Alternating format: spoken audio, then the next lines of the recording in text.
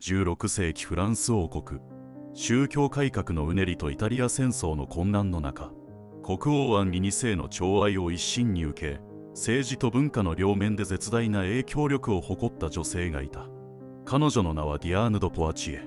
単なる王の愛称ではなく、宮廷儀礼から財政管理、外交政策に至るまで、国家運営の一角を担う存在として歴史にその名を刻んだ。だが彼女の交流と没落の背景には、絶え間なく揺れ動く王権と貴族層、そして女王カトリーヌ・ド・メディシスとの静かな対立があった。王の死によって一夜にしてその立場を失った彼女の人生は、フランス絶対王政成立前夜の権力構造を照らし出す鏡でもある。果たしてディアーヌは操り人形か政治家か、その生涯をたどることで16世紀フランスの宮廷と社会の真相が浮かび上がる。今後も人物史を通じて歴史の真相に迫る試みを継続するため、チャンネル登録と高評価によるご支援を賜れますと幸いです。第1章、名門貴族の娘として育ち宮廷への早期参入。最初の節目は1499年にポワチエ家の当主ジャン・ド・ポワチエとジャンヌ・ド・バタルネの間に生まれ、由緒ある血統と資産を背景に幼少より宮廷文化に触れながら成長した点にあります。14歳で王の母ルイーズ・ド・オトリッシュの次女に仕え、15歳で姉領主ルイ・ド・ブレゼフランス王シャルル7世の飛着出子孫と政略結婚した背景には、貴族間での社会的ポジションの強化と宮廷参入という戦略がありました。当時のフランスでは貴族女性が王女や王妃に仕えることで影響力を獲得する慣習があり、ディアーヌの加入は彼女とカモンにとって確かな一歩となったのです。この時代、フランソワ一世はイタリア戦争を通じて国家財源と宮廷文化を拡充しようとしており、貴族女性も文化交流の担い手として機能しました。ディアーヌは当初から学識を磨き、狩猟や冷水療法に関心を示すなど、貴婦人としての教養を備え、宮廷での存在感を高めていったのです。さらに、宮廷にはスペインやイングランドなど諸国との外交施設が頻繁に訪れ、女性貴族は歓迎儀式や社交上で外交的役割を担っていました。そのため、ディアーヌは結婚後すぐにフランス文化の国際的な見え方にも関わる場に置かれたと言えるでしょう。民衆や記録に残る彼女への評価は寛容で知的との記述があり、夫の庇護のもと好感度のある貴婦人として名を高めました。この章では検問の生まれと政略結婚がディアーヌを宮廷構造の中に俊敏に組み込んだ経緯を示しました。彼女が後に宮廷内でルネサンス的文化活動に関わる契機を生まれながらの環境と地域外交、教育を通して得たと解釈できます。第2章、アンリ王子との出会いと寵愛の始まり。1536年、ディアーヌ・ド・ポワチエの運命は大きく展開する。夫ルイ・ド・ブレゼの死により、37歳の彼女は未亡人となった。だがその喪服姿が、当時わずか17歳のアンリ王子の目に焼き付いたという逸話は、宮廷内外に知られた話だった。王子の心を奪ったのは、ただの美貌ではない。長年の宮廷経験で培われた優雅な所作と母性にも似た包容力である。以後、ディアーヌはアンリにとっての指南者となり、精神的支柱として機能するようになっていく。この関係の背後には、兄フランソワ王子、後のフランソワ3世の急逝と、それに伴う王位継承順の変化がある。アンリは突然次期国王の立場に置かれ、精神的な不安定さを抱えるようになった。フランソワ一世父王はイタリア戦争と宮廷の放漫財政に追われ、息子との心理的距離を縮められずにいた。こうした中でディアーヌは王子にとって唯一信頼できる大人の女性として機能したのである。当時のフランス宮廷では王子の教育にメートルス・ド・モラル道徳の詩がつき、軍事、礼法、語学などを教える制度があったが、ディアーヌは非公式ながらもこの役割を果たしていた。手紙によれば、アンリは彼女を神の与えた導き手と呼び、政治や宮廷のしきたりに関して彼女の意見を重んじていた。一方、周辺諸国、特に神聖ローマ帝国やスペインは、フランス宮廷のこの特異な関係性に一定の警戒を示していた。カール5世はフランソワ1世との外交交渉で王子の影の指南役を意識し、間接的に牽制を試みたと記録されている。長期が政策に影響を与える構図は外交上の不確定要素ともなり得た。しかしフランス国内の反応は一様ではなかった。ディアーヌの存在を好意的に捉える知識人もいれば、カトリック保守派や一部の王族派目につね操り人形使いと揶揄することもあった。とはいえ彼女の財政的管理能力や社交術に対しては一定の評価があり、王子の教育係を務めた公家層の中にも彼女の知的資質を認める声があった。この時期ディアーヌが与えられた所領の管理権と年金は単なる愛称ではなく政治的存在としての地位を裏付けるものだった。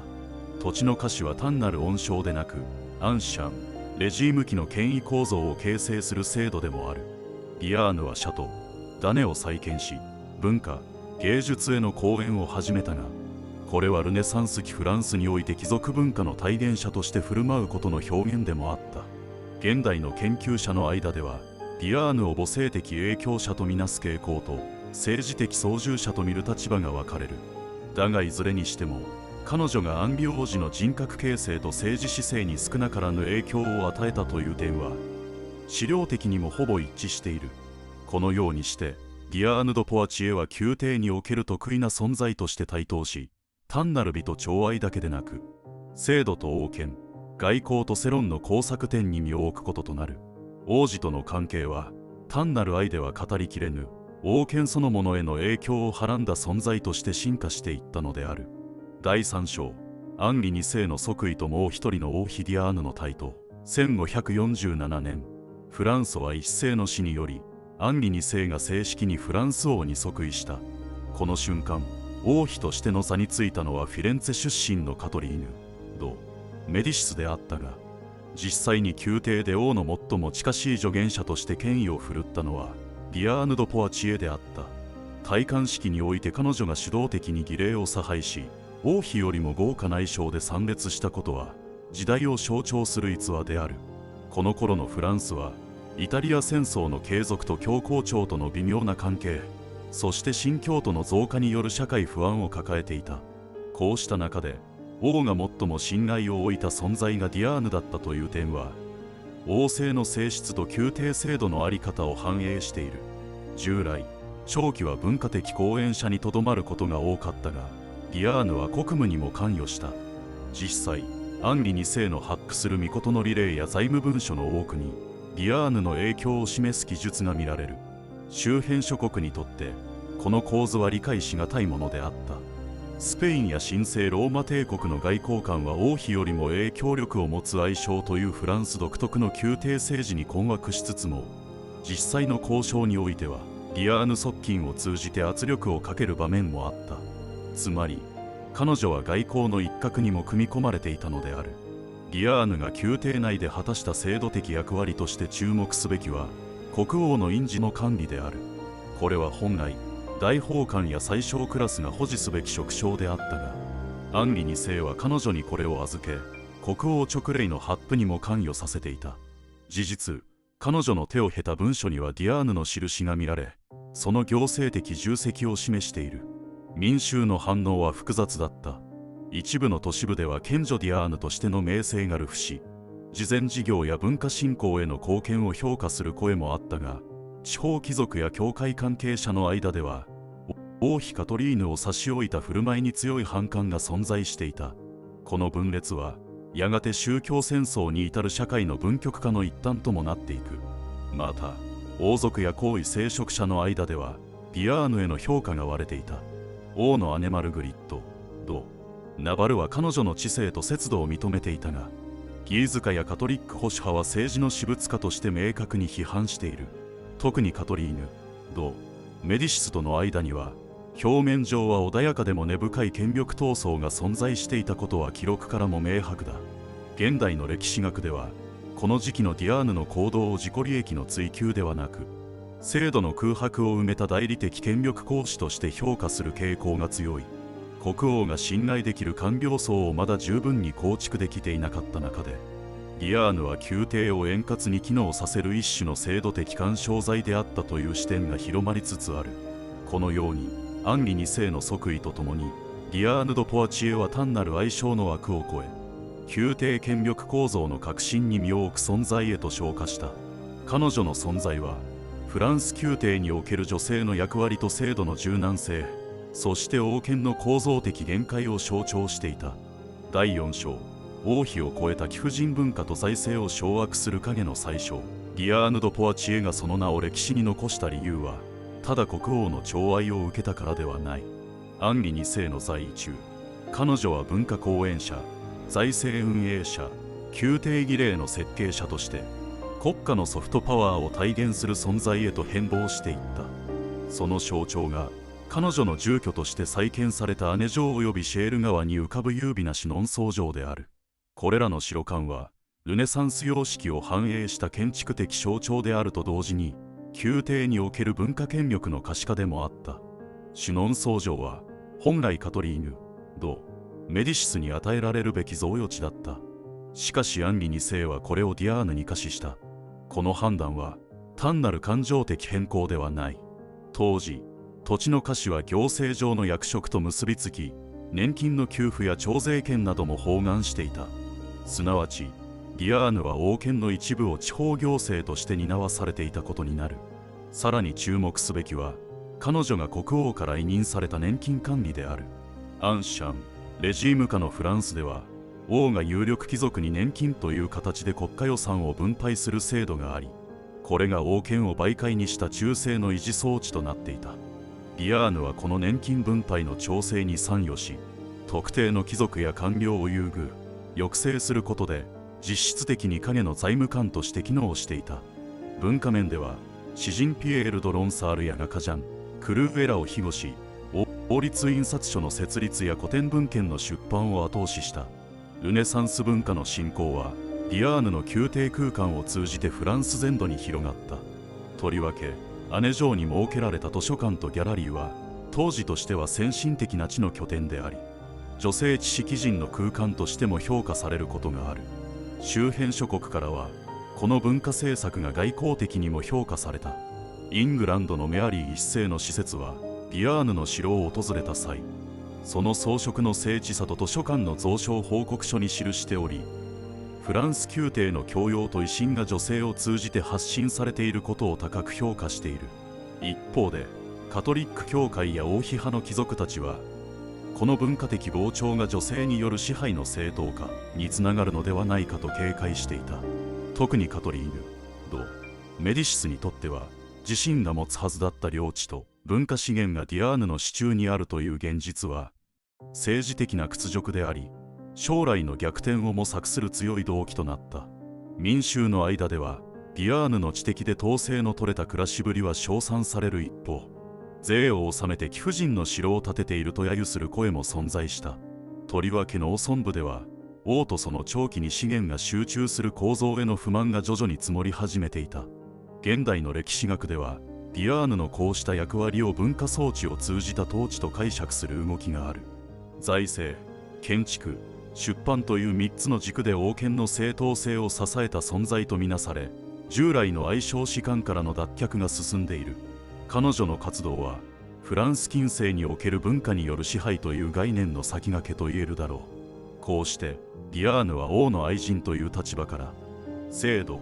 財政、文化の3領域で王権を支える一種の宮廷宰相として、宮廷政治の核を担っていた。だがその絶頂は、やがて訪れる転落の前兆でもあった。第5章、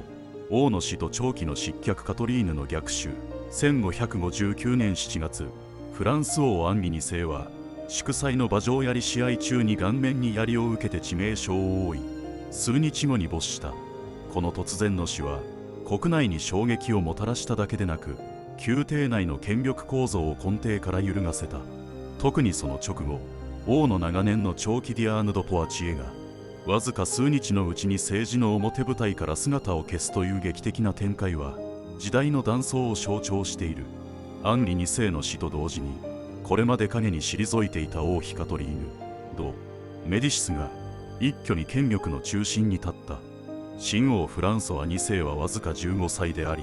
実質的な統治は母であるカトリーヌに委ねられることになった。カトリーヌは即座にディアーヌの影響力を排除する政策を取り、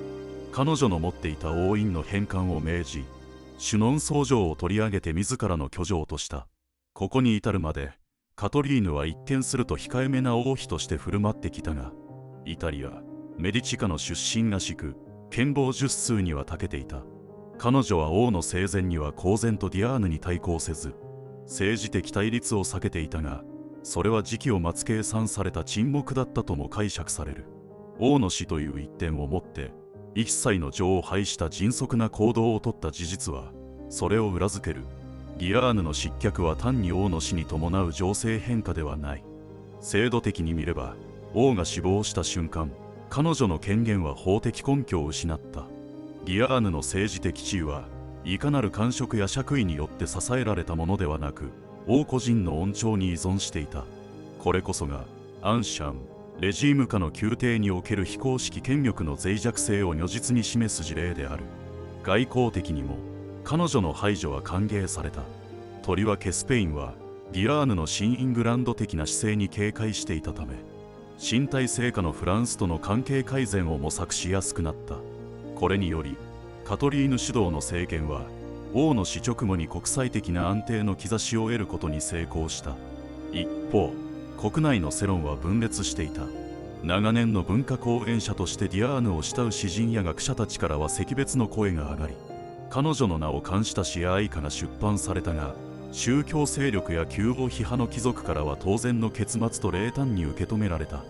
教会関係者はこれを不道徳な秩序の終焉と解釈し、モラル回復の機会と位置づけていた。ディアーヌはその後ロワール地方アネ城に引退し、政治の表舞台に復帰することはなかった。だがその生活は質素でありながら威厳を保ち、芸術と読書に時間を費やしていたと記録されている。彼女が政治報復を試みなかった点も歴史的に注目される。多くの大貴族が謀反を画策する中、ディアーヌは沈黙を選んだのである。現代の研究では彼女の失脚を政治的な復讐ではなく、王政構造に内在する代替不能な崩壊として見る見方が強まっている。つまりディアーヌは王政の個人化の象徴であり、その終焉は制度そのものの限界が露呈したに過ぎないという視座である。こうして映画の極みから一転して完全に権力を奪われたディアーヌ・ド・ポアチエ。その天学はアンリ2世体制の終焉と新たなカトリーヌ時代の幕開けを意味していた。そしてそこには王政と制度、愛と権力の間にある決して渦まらぬ断層がくっきりと浮かび上がっていたのである。第6章、余生と死後の記憶王の女から文化の遺産へ。失脚から8年後の1566年4月25日、ディアーヌ・ド・ポアチエはロワール地方のアネ城で穏やかにその生涯を閉じた。享年66、王政のただ中で権力を振るった女性としては比較的長命な人生であった。だがその最晩年はかつての宮廷の喧騒とは対照的に静寂に包まれていた。ディアーヌは自身の余生を文化の庇護者としての本分に立ち返り、書簡の整理、領地の管理、そして祈りに捧げていたという。この引退生活は表面的には権力喪失の象徴にも見えるが、制度の外にいた人物が制度の変動によって表舞台から外され、歴史の暴流に位置づけられる過程でもある。実際アンシャンレジームの制度構造において非公式権力を行使する存在は王の死とともに無権限化されるという運命を避けられなかった。彼女の死後、宮廷内外ではその評価をめぐってさまざまな言説が交わされた。保守的なカトリック派からは隠遁の象徴として葬られようとしたが、王世紀の詩人たちは彼女の知性と審美眼をたたえ、美徳ある支配者芸術の守護者として記録に残した。これらの対立した記憶はまさに彼女が生きた時代そのものの矛盾と混乱を反映している。制度面ではディアーヌの失脚は長期制度の脆弱性を露呈させた一例とされ、その後の王たちは相性に一定の影響を許すことはあっても、王院や財務権限のような制度的権威の中枢にはアクセスさせないよう注意深く振る舞うようになった。すなわちディアーヌの存在がその後の王政運営にとって一種の制度的教訓となったのである。また彼女の所領と建築物も後世において再評価の対象となった。特にシュノン僧正は後にカトリーヌ・ド・メディシスが自らの権力の舞台としたことで、2人の女王が争った城として象徴性を帯び、フランス建築文化の遺産として現代まで残された。そこには建物を通じて継承される政治的記憶と女性の存在の視覚化という意義が内在している。近代以降の歴史学では、ディアーヌは愛称という単純な語りでは語りきれぬ政治的存在と認識されるようになった。フェミニズム史の視点からは、彼女が制度の中で正式な地位を持たずに権力を行使したこと自体が、近代社会における女性の影響力の重要な事例とみなされている。また、文化史の立場からは、彼女の講演が16世紀フランスの芸術・出版活動に果たした役割の再評価が進んでいる。そして現代において、ディアーヌ・ド・ポワチエはアンリ2世の愛人としてではなく、制度の谷間で王権を補完した文化的行政官という立場から捉え直されつつある。その存在は絶対王政前夜の不安定な王権構造を浮き彫りにし、また女性の役割に対する歴史的固定観念に揺さぶりをかけるものとなっている。こうしてディアーヌの記憶は時に忘れ去られ、時に再発見されながら静かに歴史の水面下で息づき続けたのである。第7章、歴史に刻まれた女性権力の形、制度と記憶の工作点。ディアーヌ・ド・ポワチエの生涯は単なる個人の栄枯盛衰にとどまらず、16世紀フランスにおける制度と権力の構造的特性、そしてそこに生きた女性の可能性と限界を体現するものだった。彼女が宮廷において果たした役割、寵愛、助言、文化講演、財政調整はいずれも制度的地位を持たない立場から成し遂げられたものであり、そのことが彼女を得意な存在たらしめていた。制度面から見れば、ディアーヌは王の恩寵によってのみ存立しうる存在であった。彼女が保持していた権限は、議会によって確認された法的なものではなく、王権の人格的行使に依存する恩寵型の権力であった。これは、アンシャン、レジームの政治文化に特有の現象であり、王の信任という一元的原理が、制度の空白を埋めていた証左でもある。逆に言えば、王の死という一点で、全ての制度的根拠が消滅する危うさを内包していたのだ。周辺諸国との比較でも、フランスにおける愛称権力の顕在化は異彩を放っていた。イングランドやスペインでは、王妃による間接統治が重視されたのに対し、フランスでは非公式な女性の影響力が王政運営の一部として容認された。ディアーヌの存在はその極致であり、だからこそ、王妃カトリーヌ・ド・メディシスとの対立が権力構造の歪みとして顕在化したのである。当時の世論は王の女性関係をアルタネの儀礼として受容する一方で、それが制度の中枢に浸透することには警戒を示していた。ディアーヌが批判されたのは単に長期だったからではなく、王院を掌握し土地と財政を支配したからであった。つまり彼女は王権の代行者として実質的な制度運用に踏み込んでいたのである。同時代の関係者の評価もこの二重性を反映していた。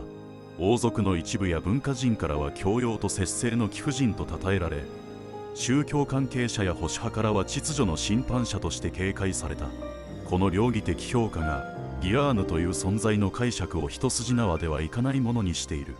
現代の歴史学は彼女を単なる愛称ではなく、制度なき補完者として評価し直している。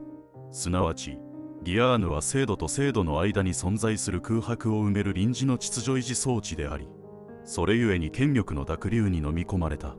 王が強くなればなるほど制度は個人に修練し、